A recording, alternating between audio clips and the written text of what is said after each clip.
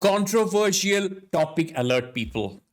Solo game dev is a lie, okay? And in this video, I'm going to give you 5 pointers where I'm going to systematically, point by point, destroy the myth of successful solo game development, okay? We have been told that it's possible to make a living, to have a normal life, to have a career as a solo indie game developer and make a game all by yourself. And that is a lie. It's a myth. It is not true. That is bullshit. Hate me all you want, curse me all you want, but make sure you watch the full video and hear everything I have to say before you make a comment or a conclusion. So let's go. So, what exactly is solo game dev? Solo game dev is where one person, and I mean only one person, makes the entire game, writes the code, does the programming, does the design, not necessarily even does the art. Now, it's a little bit gray. I would say that even if you get art from outside, you get someone to actually make the art or buy an asset pack and build the game by yourself, but you sell the game by yourself, you market the game by yourself, you are still a solo indie game developer. That's what solo indie means. But fundamentally, what does solo indie means? It means that there is no team. You're working by yourself. Everything about the game, all the decisions about the game, art, design, programming, creativity, marketing, all the decisions for the game are made by one single person. And that's what solo game dev actually means. Now, the premise that one person can consistently build games by himself or herself and make a living. What do I mean by make a living? That means pay your bills, maybe have a house, maybe have a family, maybe have kids, have a car, all that stuff. Lead a normal life, and you can actually be a person who's taking care of other people as well as taking care of yourself. That is what it means to be a successful solo indie game developer. And I call bullshit. I say that's not possible. That is utter rubbish. And I'm going to now tell you why, and I'm going to give you 5 reasons. Firstly, game dev is a team sport, people. Here's the thing. Anytime you play a successful game, a AAA game, just wait and have a look at the credits of that game. It is insane. Especially for the AAA games, you're going to see dozens, maybe even hundreds of people actually worked on that game. They built that game together. Even if you look at the credits of an indie game, you're probably going to see at least 2, 3, 5, or 10 people. Now, here's the thing with game development, guys. Most people don't realize that game development is actually the culmination of pretty much every single creative discipline that there is known to man. There is design, art, programming, storytelling, writing, psychology, sound, music design, graphic design, architecture, UI design. The list goes on and on and on. You have to get everything right. You have to know so many things, a lot of things. All these creative disciplines have to actually come together perfectly to build a good, successful video game. Now, to succeed at making a game, you have to be good, if not amazing, at all these things. You have to do all these things together, bring them together perfectly, and then sell that. And that's how a video game is made. And this is done by a team. Traditionally, from the beginning of time, we've had people who've been working in teams, building video games. There are designers, there are artists, there are programmers. Now there are marketing people, there are digital people, there are testers, there are product managers. Like the list goes on and on and on. Games are made by teams and not by individuals. So remember, you don't just have to build a game, you have to actually market it, you have to sell it. And here's the important part. You don't just do it once, you do it forever. You will never have a team if you're a solo game developer. You're only going to be building games by yourself. You make one, and then you make another one, and then you make another one, and you do it completely by yourself. You have to do this by yourself for the rest of your life. That is what solo game development actually means. So here's what you don't hear from the successful solo game devs out there. Most of them have actually made one single solo successful game, and then they started off with a team, they built a team, and they started doing them not by themselves, but in a team. But they don't really tell you about that, and they also don't tell you a lot of stuff about their successful solo game dev career, which we'll be talking about a little later in this video.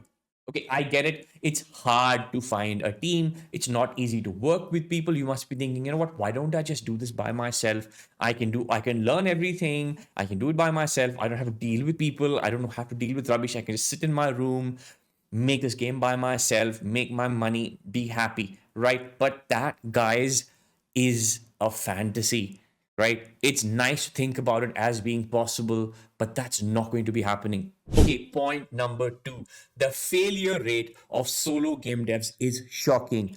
More than 99% of solo game dev projects either do not get released or they get released and they don't make any money. They don't even recover their costs, right? Now, 99% is a very, very high failure rate. If you had to put your money into a bank and someone told you, look, there's a 99% chance that you're not going to get your money back, would you ever put your money inside the bank?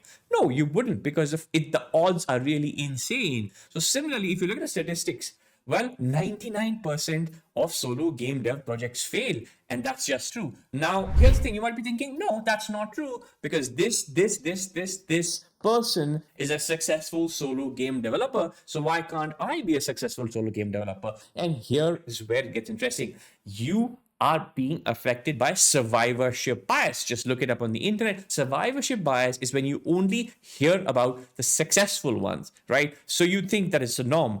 You don't hear about 99.9% of the people who fail. You don't hear their stories because no one goes out and says, you know what, I made a game, I tried making a game by myself and I failed. You only hear from the very, very, very few people that you can count on your fingers who made a successful solo game. They put it out there, they made money, and the world actually came to know about them. Survivor bias is a very, very real thing. And if you want to be a solo game dev and if you're listening to the stories of solo game devs out there, well, that's what's affecting you. You have survivorship bias. Okay, three, you got to remember, you are running a business, right? You are not just a creative person, you're a business person. And you have to be a business person first and a game creator next. Because remember, if you're doing something for fun, if you're doing something because you feel like, if you want to express your creativity, if you have a great idea, you want to put it out there in the world, great, go for it. But if you are hoping to make money from it, if you're hoping to make a living from it, well, then that changes things entirely, because then it becomes a business. There's things like accounts,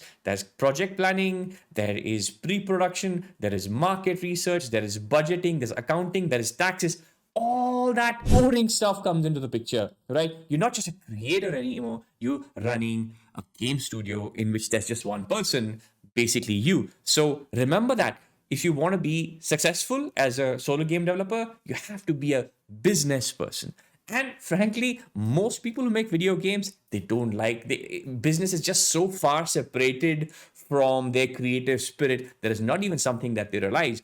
But in the reality of it is that you have to be a successful business person, okay? And that's something which doesn't happen. It's very, very rare. Number four, remember, you have to deliver hit after hit. It's not enough. It's possible you may be a solo game developer, you make, try a couple of games, they don't work, and then you finally put a hit out, and that makes you some money. And that money is going to come in. It's going to come in for a few months. Maybe it'll be there for a year. And at the end of that, that money is going to stop. And then what? By the time that money stops, you need to have another game, another hit out there, which is actually making you money. So you can never relax and you can never not have a hit, because if you have one hit, and then you have a game that doesn't do well, you don't have money. So every single game that you make in perpetuity has to be a hit. Now, making games and releasing games and making money is a roll of the dice, okay? It's the same way even for big studios. You can do everything right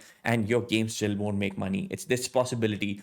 So to expect one single person to consistently make game after game, which is a hit, is like expecting lightning to strike the same place 10 days in a row, right? It doesn't happen. It just doesn't happen. Okay. Point number five, marketing. Remember, making a game is actually the easier part. Selling the game is much, much, much harder than building a game, especially for creative people. Because if you're a game maker, you want to do things, you want to create things, you want to just make it and kind of put it out there and let people find it and buy it because it's so awesome. But that's not how it works. Just have a look at the Steam store, have a look at the Play Store, just have a look at any game store and see how insanely crowded it is. The amount of effort that you have to put into marketing your game these days is absolutely insane. You have to start thinking about marketing at the time your game idea is being kind of brought into focus, right? It's not something that you do at the end of the game. You have to build a game, and at the same time, you have to market it. You have to think of hooks. You have to think of your target audience. You have to start building a community. You have to start interacting with people. You have to nurture that community. There is a ton of stuff that goes into selling a game, and you have to do this side by side by building your game. Once again, normally this is done by a team. You have someone who's marketing the game, you have someone who's writing the code, someone who's writing the design. So it happens, right? Everyone doesn't have to do the same thing. That's why I said games are made by teams. Someone has specific tasks, they have specific roles that they do in order to make a successful game. And as a solo game dev, you're going to be doing everything by yourself. So what's the conclusion? There are a lot of people pretending to be solo game devs out there, successful solo game devs, but they don't really talk about everything. A lot of people who are solo game devs actually had some kind of financial safety net. It's possible that they were able to work on the game for a long time and work for years because they had supportive parents, or they had inheritance, or they had a spouse who was doing a job, or they had a bunch of saving, and they could actually do that. Very few will tell you the actual truth about how they managed to make that hit game. And it's possible that you may not have that financial safety net, right? So solo game dev, don't get me wrong, solo game dev is a great way to start your game dev career. Download a game engine, watch some tutorials, put some ideas out there, make small games, make a 3-month project, make a 6-month project, make something small, put it out there, but let that be for learning and let that be for fun. Enjoy yourself, make games by yourself. Now, if you want to do this professionally, if you want to make a living as a game maker, awesome. You can get a job, right? There's nothing wrong with getting a job, right? You can get a job. And if you still want to do what you want to do, if you want to start a studio, find a team, people, get together with like-minded people who complement you. You know, if you're a designer, find programmer, an artist, a marketing person, or somebody who can run a community, build a team and then start your own game studio. Okay, that's how game development is done. The idea is not to discourage you from making games, but the idea of this video is to make sure that you don't have any illusions about solo game dev, because a lot of people get into this fantasy of solo game dev and they spend 6 months, 1 year, 2 years trying to build their dream project by themselves, and at the end they fail, and it's really painful and it's really miserable, and they never get into game development after that. I see this happen so much. It's because there is this myth of solo game development, and the idea of this video is to pop that myth. So let me know, hate me, love me, let me know what you think in the comments. Let's go.